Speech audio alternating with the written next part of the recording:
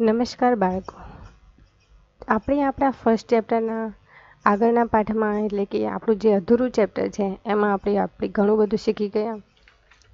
તમે પ્રોસેસ કરતાં શીખી ગયા, કમ્પ્યુટરના ભાગો જોઈ લીધા, કાર્યો જોઈ લીધા. તો બાળકે હવે કમ્પ્યુટરના જે ભાગો છે એમાં ઇનપુટ ડિવાઇસ એમાં આપણું અડધું બાકી હતું. તો એમાં ઇનપુટ ડિવાઇસમાં આપણે જોયું હતું કીબોર્ડ. હવે આપણે આગળ જોઈશું માઉસ. તો બાળકો, માઉસ તમે જોઈ શકો છો એ પ્લાસ્ટિક જેવું સાધન હોય છે. તેના પર 2 કે 3 બટન આવેલા હોય છે. તમે જોઈ શકો છો ફર્સ્ટ, સેકન્ડ અને થર્ડ. આ 3 બટન હોય છે. ડાબા માઉસ બટનનો વારંવાર ઉપયોગ થાય છે.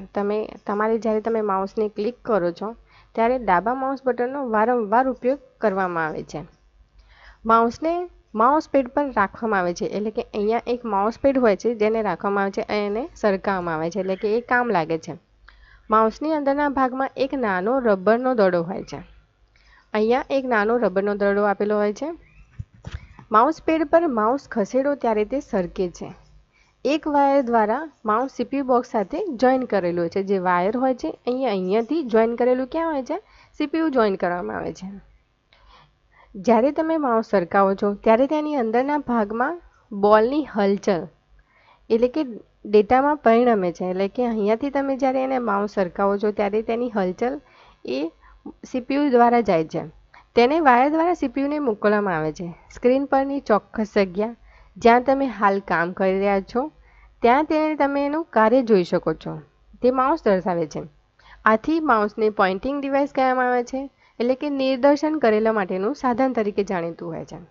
તો બાળકો, તમે અહીંયા જોઈ શકો છો આને એક ઉંદર તરીકે પણ ઓળખવામાં આવે છે કે માઉસ એક ઉંદર જેવું હોય છે જે સીપીયુમાં જોઈન થયેલા વાયર સાથે એનું કામ થાય છે. આગળ છે બાળકો આઉટપુટ ડિવાઇસ. તો આઉટપુટ ડિવાઇસ 2 હોય છે, મોનિટર અને પ્રિન્ટર. તો મોનિટર અને પ્રિન્ટર એ 2 આઉટપુટ ડિવાઇસ છે. મોનિટર આઉટપુટ દર્શાવે છે, પ્રિન્ટર કાગળ પર આઉટપુટ છાપે છે. એટલે કે મોનિટર એ તમને આઉટપુટ દર્શાવે છે કે તમને દેખાડે છે કે આ વસ્તુ છે, અને પ્રિન્ટર જે હોય છે એ તમને આઉટપુટ છાપીને બતાવે છે. તો ફર્સ્ટ છે આપણું મોનિટર. તો મોનિટર એ ટીવી સ્ક્રીન જેવું દેખાય છે. તમે એ ચિત્ર એનું જોઈ શકો છો. તો મોનિટર એ ટીવી જેવું હોય છે. વાયર દ્વારા તે સીપીયુ સાથે જોડાયેલું એટલે બોક્સ સાથે જોઈન કરેલું હોય છે. તેને ચાલુ અથવા બંધ માટે તેના પર પાવર બટન હોય છે. એટલે કે અહીંયા એક પાવર બટનનું આપેલું હોય છે જે એને ચાલુ અને બંધ કરવા માટે થાય છે. પ્રકાશ વગેરેના નિયંત્રણ માટેના બટન પણ તે ધરાવે છે. મોનિટર એટલે કે એનું બીજું નામ છે વીડીયુ. એનું ફૂલ ફોર્મ છે વિઝ્યુઅલ ડિસ્પ્લે યુનિટ તરીકે પણ જાણીતું છે. આપેલી સૂચનાઓ પ્રમાણે કોમ્પ્યુટરમાં દાખલ કરેલો ડેટા પ્રોસેસ થાય છે અને આમ તૈયાર થતી માહિતી મોનિટર પર તમને દેખાય છે. તમે માઉસ અથવા કીબોર્ડ ઉપરથી જે કામ કરો છો એ તમને મોનિટર પર દેખાડવામાં આવે છે. જ્યારે તમે કોમ્પ્યુટરમાં ડેટા દાખલ કરો છો કે સૂચના આપો અથવા તમે જે ટાઈપ કરો તે મોનિટર પર તમને દેખાય છે. સેકન્ડ નંબરમાં આવે છે પ્રિન્ટર. તો કોમ્પ્યુટરમાં દ્વારા તૈયાર કરાયેલી માહિતી મોનિટર દ્વારા દેખાડવામાં આવે છે. પ્રિન્ટરની મદદથી આ માહિતી કે આઉટપુટ પર કાગળ પર છાપકામ કરવામાં આવે છે. છાપીને તમને દેખાડવામાં આવે છે. આ તમે લખાણ જોઈ શકો છો, ચિત્ર જોઈ શકો છો. આ એક પ્રિન્ટર દ્વારા છાપીને જ કરાયેલું છે. પ્રિન્ટર વાયર દ્વારા સીપીયુ બોક્સ સાથે જોઈન કરેલું હોય છે, એટલે કે જોડાયેલું હોય છે. પ્રિન્ટર લખાણ તથા ચિત્રો બંને છાપી શકે છે, એટલે કે તમે એનું લખાણ બી છાપી શકો છો અને ચિત્ર બી છાપી શકો છો. લખાણ અથવા ચિત્રની છાપેલી નકલને તમે હાર્ડ કોપી કહી શકો છો. તો હાર્ડ કોપી કોને કહેવાય? એટલે કે લખાણ અથવા ચિત્રની છાપેલી નકલને તમે હાર્ડ કોપી કહો છો. આનું કારણ એ છે કે કમ્પ્યુટર દ્વારા સંગ્રહાયેલી નકલ, તમે જે કોમ્પ્યુટરમાં સંગ્રહ થયેલી હોય નકલ કે સ્ક્રીન પર તમને જે દેખાતી હોય નકલને સોફ્ટ કોપી કહેવામાં આવે છે. તો બાળકો, આપણે આઉટપુટ માટેના સાધનો જોઈ લીધા, ઇનપુટ માટેના સાધનો જોઈ લીધા. તો હવે આપણે પ્રિન્ટરના પ્રકારો જોઈશું. તો બાળકો, પ્રિન્ટરના 3 પ્રકાર છે. ફર્સ્ટ છે ડોટ મેટ્રિક્સ, સેકન્ડ છે ઇન્કજેટ અને ત્રીજું છે લેઝર પ્રિન્ટર. તો આપણે ફર્સ્ટ જોઈએ dot matrix printer. Dot matrix printer શબ્દો કે ચિત્રો છાપવા માટે સોય જેવી નાની પિનનો સમૂહ ધરાવે છે. તમે અહીંયા જોઈ શકો છો ચિત્રમાં કે ત્યાં નાની નાની સોયોનો સમૂહ છે, એટલે કે અહીંયા બધી જોઈન્ટ સોયો કરેલી છે. ટપકાના રૂપમાં શબ્દો કે ચિત્ર છપાય છે. જે શબ્દો હોય છે એ ચિત્રો હોય છે એ ટપકાના એટલે કે ટપકા ટપકા તમે ત્રીજા ચોથા ધોરણમાં ભણી ગયા જે તમે લખાણ લખેલું હતા અ બ ક તમે લખતા હતા એમાં ટપકાવાળી સાઇનનું એટલે કે ટપકાવાળું હતું ચિત્ર કે કંઈ બી હોય લખાણે. મોટાભાગના dot matrix printer black and વ્હાઇટમાં છાપે છે. ડોટ મેટ્રિક્સ પ્રિન્ટર ધીમું છે અને અવાજ બી ઘણો બધો કરે છે. સેકન્ડ નંબરમાં આવે છે ઇંકજેટ પ્રિન્ટર. તો ઇંકજેટ પ્રિન્ટરના હેડ પર ઘણા છિદ્રો આવેલા હોય છે. શબ્દો કે ચિત્રો છાપવા માટે આ છિદ્રોમાંથી શાહી બહાર આવે છે. એટલે કે અહીંયા તમે જે જોઈ રહ્યો છો ઇંકજેટ પ્રિન્ટર એમાં પ્રિન્ટરના હેડ પર ઘણા નાના છિદ્રો આવેલા હોય છે. એ છિદ્રોમાંથી શાહી બહાર ફેંકે છે. Inkjet printer black and white તથા કલર બંનેમાં છાપી શકે છે. ઇંકજેટ પ્રિન્ટર ઉપયોગ માટે સરળ, ખાસું, સસ્તું છે તેમજ તે ડોટ મેટ્રિક્સ પ્રિન્ટર જેવો અવાજ પણ નથી કરતું. થર્ડમાં આવે છે લેઝર પ્રિન્ટર. તો લેઝર પ્રિન્ટર તમે અહીં ચિત્ર જોઈ શકો છો બાળકો.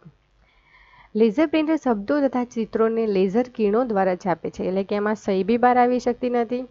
સહી એટલે કે અહીંયા આપણે ઇન્જેક્ટમાં જેમ જોઈ લીધું એમાં સહી બી બહાર નહીં આવતી. એટલે આ ડોટ મેટ્રિક્સના જેમ એનો અવાજ બી નથી આવતો કે એ ધીમું બી છાપતું નથી. ગુણવત્તાની દ્રષ્ટિએ અત્યારે લેઝર પ્રિન્ટર ઉત્તમ ગણાય છે. લેઝર પ્રિન્ટર એકસાથે આખું પાનું છાપે છે.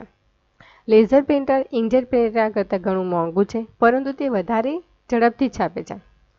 તો બાળકો આપણે એના પ્રિન્ટરના પ્રકાર જોઈ લીધા. હવે આપણે આગળ જોઈશું પ્રોસેસિંગ યુનિટ. એટલે કે પ્રોસેસિંગ યુનિટ કઈ રીતે કામ કરે છે તો સીપીયુ કઈ રીતે કામ કરે છે એ આપણે જોઈશું. તો સીપીયુનું ફૂલ ફોર્મ છે સેન્ટ્રલ પ્રોસેસિંગ યુનિટ. આ જે તમને અહીંયા બોક્સ દેખાઈ રહ્યું છે તે પ્રોસેસિંગ યુનિટ રાખેલું હોય છે એટલે કે એને સીપીયુ કહેવામાં આવે છે. મોનિટર બાજુમાં ઊભા રખાતા બોક્સને તમે સીપીયુ બોક્સ કહેવામાં આવે છે. એટલે સીપીયુ બોક્સ કહેવામાં આવે છે. સીપીયુ બોક્સ અથવા સિસ્ટમ યુનિટ પણ તમે એને કહી શકો છો. Monitor, keyboard, mouse, printer cable દ્વારા એની સાથે જોઈન કરેલા હોય છે એટલે કે જોડાયેલા હોય છે.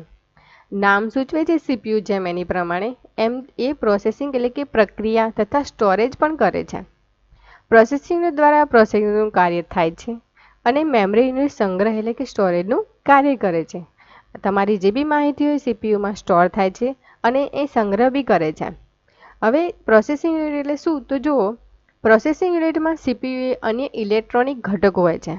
પ્રોસેસિંગ એટલે કે સીપીયુમાં ઘણા ઇલેક્ટ્રોનિક ઘટકો આવેલા હોય છે જે પ્રોગ્રામ મુજબ ઇનપુટ ડેટા પર પ્રોસેસ કરે છે અને માહિતી એટલે કે આઉટપુટ પણ તૈયાર કરે છે. સીપીયુ બોક્સમાં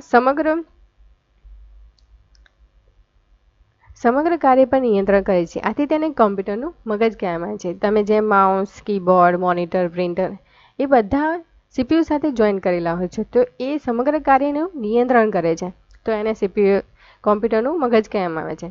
ઇનપુટ ડિવાઇસ પાસેથી સૂચનાઓ અને ડેટા મળતા જ સીપીયુ નક્કી કરે છે કે શું કરવાનું છે, કઈ રીતે કરવાનું છે અને કયું યુનિટ કામ કરશે. તે પ્રમાણે તે જે યુનિટને સંદેશો કે સંકેતો મોકલે છે.